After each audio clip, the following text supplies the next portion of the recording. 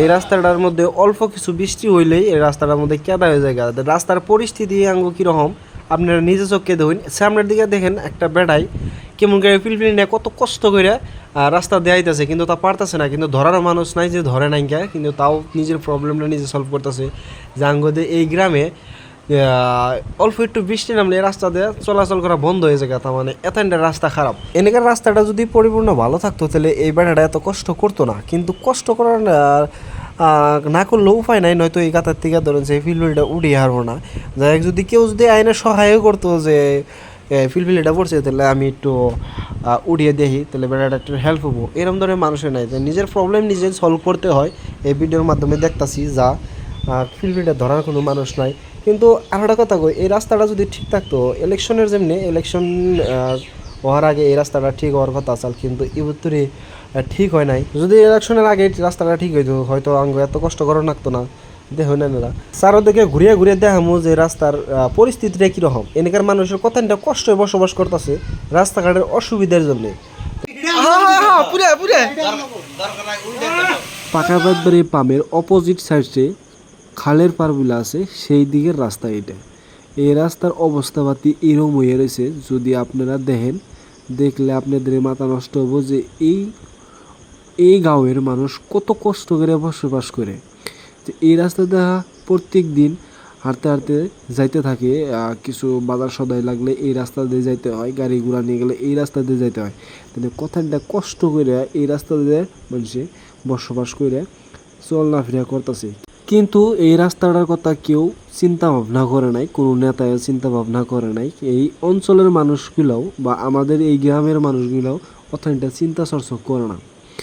যাই কিছুদিন আগে এই রাস্তাতে কিছু মাটি ফালা নিয়েছিল, এতে যে রাস্তাটা দেখাইতেছি আপনাকে, কিন্তু পরিপূর্ণভাবে দেখুন কীরকম করে কেদা দেয়। এনদে রাস্তাঘাটে পিলপিলি সিলপিলি নেওয়া হয়, এরকম ধরনের রাস্তাঘাটে গাড়ি ঘোড়া নেওয়া হয়, কিন্তু অতি কষ্ট হয়। কিন্তু আমাদের গ্রামের স্কুলের প্ল্যান কিনে যে সঙ্গে স্কুলে যায় তখন অতি কষ্ট হয়।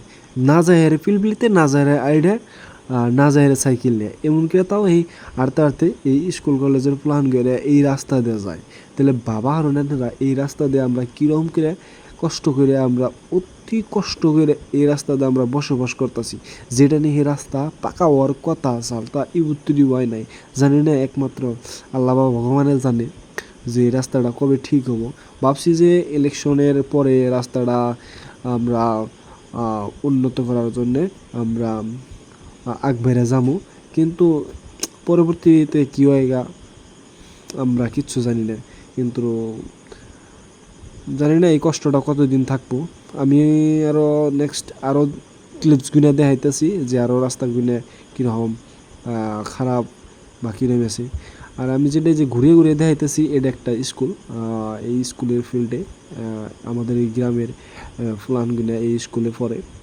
আমি এই স্কুলটার বিষয়ে আমি নেক্সট ভিডিওর মধ্যে কয়ে দেবো যে স্কুলটা কোনে আছে, এবং এই স্কুলটার মধ্যে ফুলাহান যেটা ছাত্রছাত্রী আছে এই ছাত্রছাত্রীগুলো কতটা অসুবিধা পাবে স্কুলে আহে। পাকাবাদ্রি পামের নতুন বাজার, এই বাজারের অবস্থা দেখলেন এটা কি কইবেন।